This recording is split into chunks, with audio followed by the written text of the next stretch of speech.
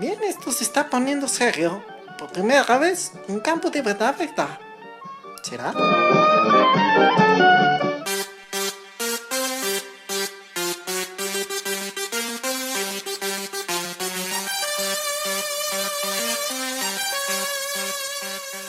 Bien, hola, ¿qué tal? Tenemos ya una expresión para el campo eléctrico debido a una distribución de carga continua en general. Ahora, la realidad es que calcular estos campos puede ser bastante elaborado. Las integrales que aparecen son a veces muy complicadas. Podríamos entregárselo a un computador para que nos haga el favor y lo calcule.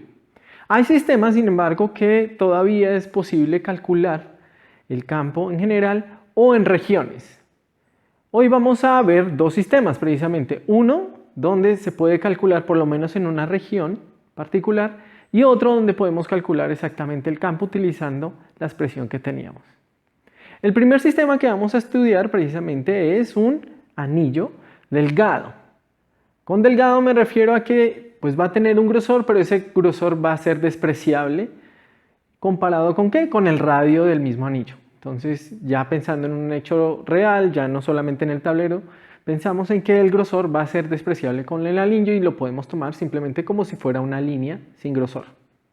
Este anillo va a tener radio A y algo importante para nuestro cálculo es que va a estar uniformemente cargado, o sea, la carga por unidad de longitud en cualquier punto de este anillo va a ser idéntica y la vamos a llamar lambda 0. ¿Esto qué implica? Implica que el sistema va a tener una simetría. Yo puedo coger el anillo y girarlo alrededor de su eje y yo no voy a notar ningún cambio porque la carga está uniformemente distribuida. Ahora, calcular el campo para este sistema en general va a ser bastante complicado. Nosotros no vamos a desarrollar las técnicas matemáticas para calcularlo como tal, pero nos damos cuenta que si yo pregunto cuál es el campo en el eje del anillo, la situación va a ser relativamente sencilla de evaluar, porque precisamente ese eje es el eje de simetría que mencionaba antes de girar el sistema. Entonces, por ejemplo, yo puedo tomar dos puntos a extremos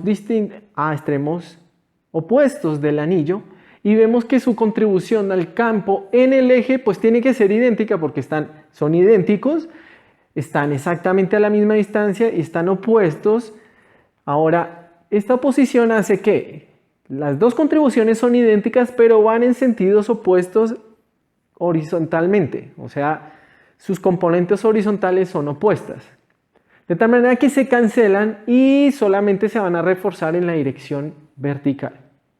¿Esto qué quiere decir? Que entonces, a pesar que la integral que estoy calculando es vectorial, yo me puedo concentrar solamente en la parte de la componente z, y eso es lo que vamos a hacer. Entonces, vamos a partir del hecho que el campo total en el eje del anillo, que es el que yo voy a calcular, no me voy a preocupar por el campo en cualquier lado, sino solamente en el eje, es vertical.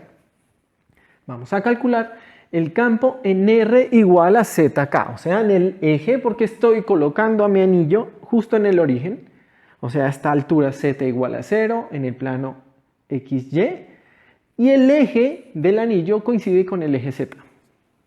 Entonces esto lo voy a tener en cuenta para utilizar la expresión general del campo. Entonces habíamos dicho que el campo general es la integral de los diferenciales de campo. Mi diferencial de campo habíamos dicho que tenía esta expresión, un K de Q y la expresión típica de Coulomb, de la carga puntual, con este dQ. Ahora, ¿quién es dQ? Estamos hablando de una distribución de carga lineal. O sea que dQ es lambda dL, donde dL es precisamente el diferencial de longitud del anillo. ¿Ok? Entonces aquí lo que he hecho es simplemente tomar la definición que habíamos encontrado para los diferenciales de campo para cada pequeño pedazo diferencial de carga y lo he especializado para nuestra distribución lineal de carga y para R igual a ZK. Eso es lo que he hecho de aquí a acá. Ahora acabamos de decir que el campo total va a ser solamente vertical, o sea, me interesa solamente la componente Z. Como me interesa solamente la componente Z, aunque las componentes aunque los campos de cada uno de los diferenciales de carga va a tener componentes horizontales, pues no me voy a preocupar de ellas. Ellas al final, cuando yo sume todo el anillo, me va a dar 0. Y me voy a centrar solamente en la componente z de este. ¿Qué es la componente z de este? Pues es tomar la componente z de este vector. Este es el ente que me está diciendo la naturaleza vectorial de mi diferencial de campo. Y la componente z de este señor, ya este solamente tiene componente z. Y este entonces es tomar el z, la componente z, que es simplemente z. Entonces aquí ya he tomado la componente z de este y ese es el que voy a integrar. Ahora, aquí todavía tengo una cosa que quisiera especializar mejor y es simplemente la distancia de mi diferencial de carga al punto donde yo estoy evaluando. Recordemos que este R' es la posición del diferencial de carga que está afectando el campo en este punto. Sin embargo, la distancia de cualquier punto sobre el anillo al eje va a ser exactamente lo mismo. El cuadrado del radio más el cuadrado de la altura, la raíz. Entonces tengo que la distancia a cualquier punto del anillo al eje va a ser simplemente el cuadrado del radio del anillo, el cuadrado de la altura, la raíz. Y entonces con esto ya puedo escribir mi componente z del diferencial de campo, que es lo que voy a integrar.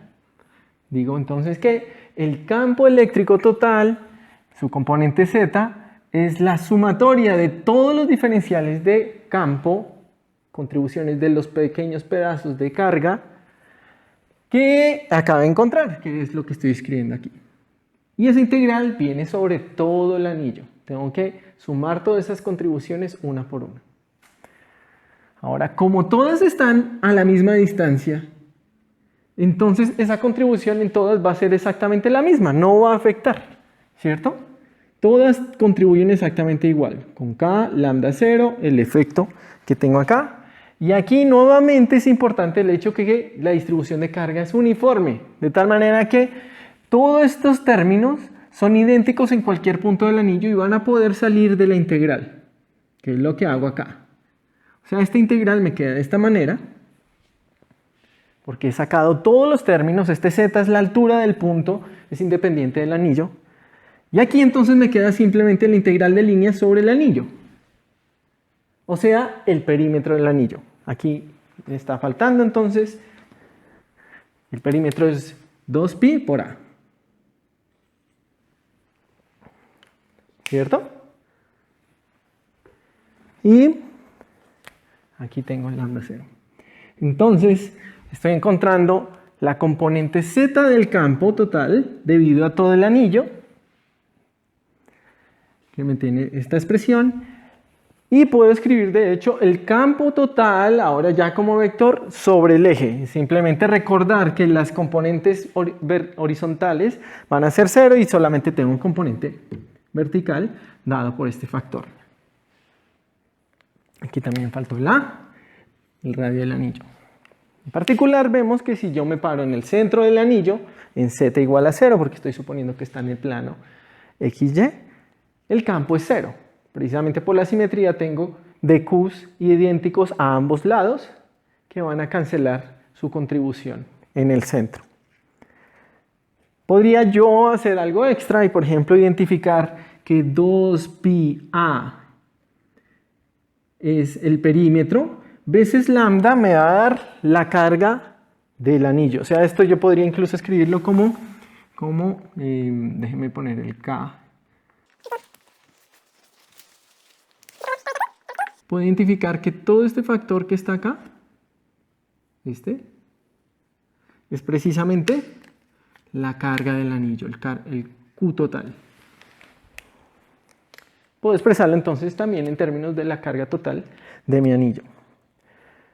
Veamos un ejemplo un poco más elaborado donde tenemos que pensar en dos dimensiones. Es una distribución superficial de carga.